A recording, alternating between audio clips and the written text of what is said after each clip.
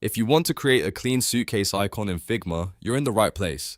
In this video, I'll show you a super simple way to find and add a suitcase icon using a free plugin so you can speed up your design workflow and keep everything looking professional. This is perfect if you're building a travel app, luggage interface, booking website, or any design that needs a quick icon without starting from scratch. If this video helps, make sure to hit the like button and subscribe for more easy Figma tutorials. Alright, let's jump into it.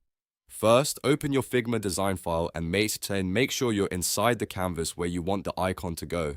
At the bottom toolbar, look for the Actions icon. This is where Figma gives you access to extra tools, plugins, and widgets that can help you work faster.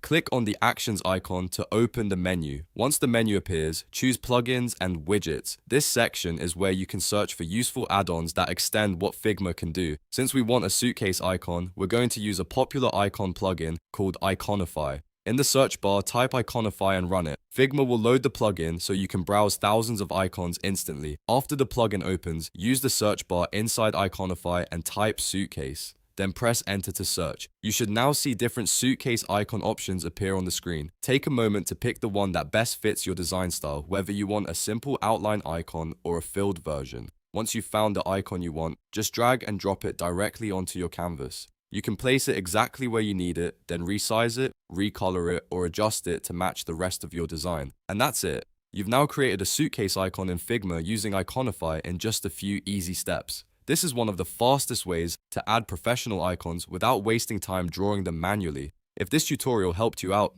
be sure to like the video, subscribe to the channel, and turn on notifications so you don't miss the next Figma tip. Thanks for watching, and I'll see you in the next one.